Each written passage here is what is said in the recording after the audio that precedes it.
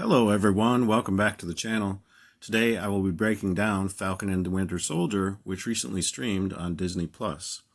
Overall, I want to say I really enjoyed the series, lots of action, but more importantly, a chance for some deeper character building moments that are just not really possible in a full-length Marvel feature film.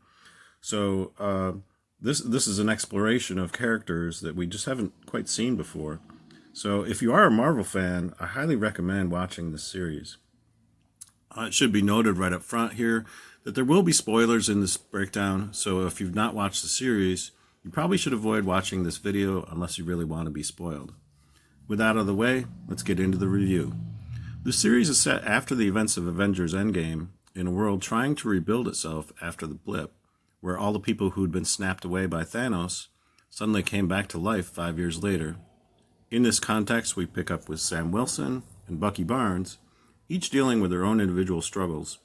For Sam, it's a conflict over whether or not he is worthy to keep the Captain America shield given to him by Steve Rogers. Ultimately, he decides to give it to the Smithsonian for their exhibition, but unknown to him, the government has other plans, and the shield ends up in the hands of a new Captain America named John Walker. This move doesn't sit right with Bucky, who's been trying to put his own past behind him by making amends with people he'd wronged when he was the Winter Soldier. Ultimately, Bucky confronts Sam over giving up the shield, but first and foremost, they must team up in order to confront a threat from a group called the Flag Smashers, led by Karli Morgenthau.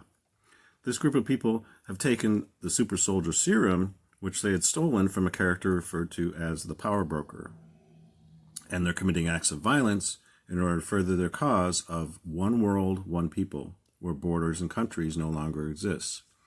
Their acts of violence are targeting the Global Repatriation Council, or GRC, whose efforts are attempting to find a solution for the people who returned during the blip.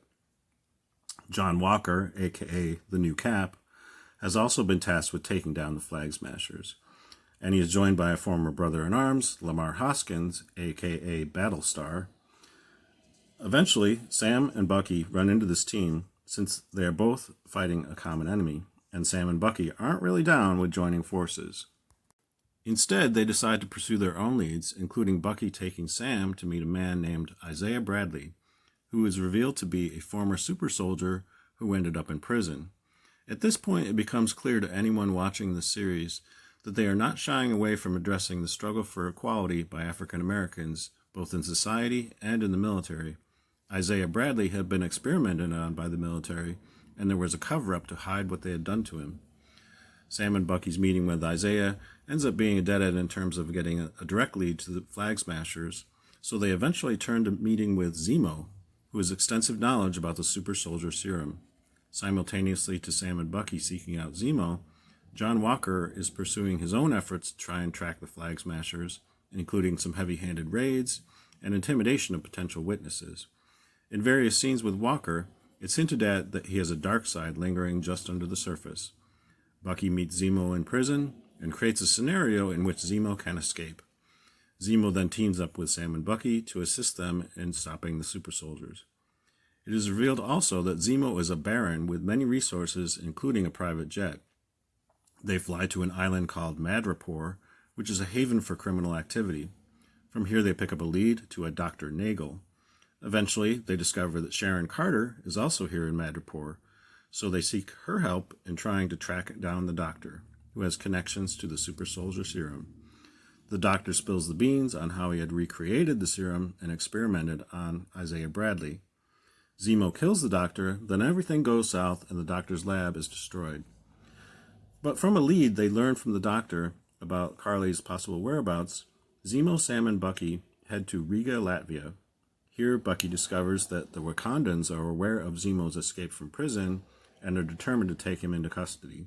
So the clock is basically ticking on how long he continue to assist the investigation. Zemo eventually discovers where Karli is going to be and arranges for Sam to meet with her alone.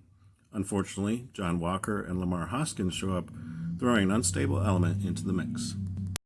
Sam meets with Karli and tries to talk her down, but Walker becomes impatient with how long the meeting has taken, and he bursts in. Karli seemingly escapes, but is shot by Zemo, causing her to lose the vials of the serum. Zemo smashes all the vials except for one, which John Walker manages to retrieve in secret. The entire group meets back at Zemo's place, but time has run out, and the Dora Milaje have shown up to take Zemo into custody. A big fight breaks out. New Cap gets the crap kicked out of him by the Wakandans, leading him to conclude that he needs to take the super soldier serum in himself in order to have the power he needs and desires. Ultimately, Walker tracks down the Flag Smashers, and a huge fight ensues involving Sam, Bucky, Walker, and Hoskins. Karli kills Hoskins, causing Walker to lose control. Using his new abilities, he subdues one of the Flag Smashers and beats him to death with the shield, all in public view. At this point, it is clear to everyone that John Walker is unworthy of the shield. Sam and Bucky confront Walker to demand that he give it up. The fight breaks out, and after a lot of effort, Sam and Bucky eventually prevail and take the shield back. After this, they almost return to the United States, where Walker, in particular, must face the music for his actions. He is stripped of all his duties as the New Cap and his military rank. Walker is then approached by a character named Valentina, a mysterious person who offers him support.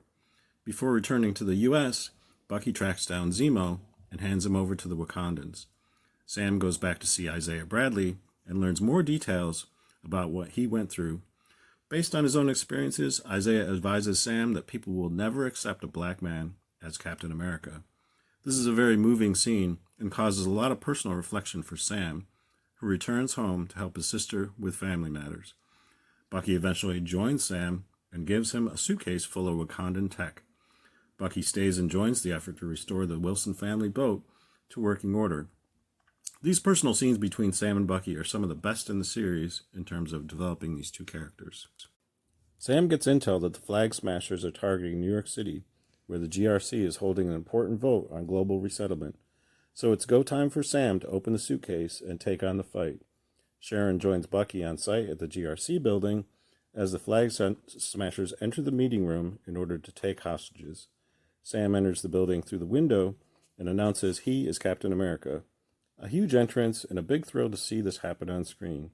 As the council members are locked in armored vans, Bucky gets on a motorcycle to pursue the Flag Smashers. We get a fantastic action sequence in the air with Sam in pursuit of a helicopter. Bucky catches up to the Flag Smashers and a fight ensues. At this point, John Walker suddenly shows up, brandishing his own Captain America shield, and he confronts Karli in order to avenge the death of Lamar Hoskins. Meanwhile, Bucky rescues half of the hostages who were trapped in a van on fire. Walker continues his fight with Karli until there's a defining moment when he must choose to forego vengeance and rescue the rest of the hostages instead, which he does, with Sam's help as he shows up to help finish the job. Karli escapes underground, eventually meeting up with Sharon Carter, who is revealed to be the power broker. Sam shows up and reluctantly forced to fight Karli, even though he tries to get her to give up. Meanwhile, Bucky and Walker capture the remaining Flag Smashers. The fight between Karli and Sam ends when she pulls a gun on him and Sharon shoots her in order to save Sam's life. Sam gives an impassioned plea to the GRC members to change course, and apparently his words make a difference. Zemo's henchman blows up the van containing 4 of the captive super soldiers, and we see Zemo as a prisoner again at the Raft prison facility. Valentina gives Walker his new designation as U.S. Agent. There's a moving scene where Bucky goes to confront the last of his victims, the father of a man he murdered when he was the Winter Soldier. And there's also a very compelling scene where Sam takes Isaiah Bradley to the Smithsonian, which now features a tribute to his sacrifice and service to the country. The series ends with Bucky and Sam together again, and the new title, Captain America and the Winter Soldier. The end credit sequence shows Sharon Carter getting a full pardon and reinstatement as an agent of S.H.I.E.L.D. Overall, I really enjoyed this series. It's very exciting to see lots and lots of action and, really delving into these two characters in a way that they just couldn't do in one of the feature films. This is the advantage of having these streaming series, because you really have the time to really develop these things out. That's all I have for you today. I hope you enjoyed this breakdown. If you did, please give it a thumbs up. Also, if you'd like to see more reviews of TV series, please consider subscribing to the channel because I will be doing more of these in the future. Thanks for watching.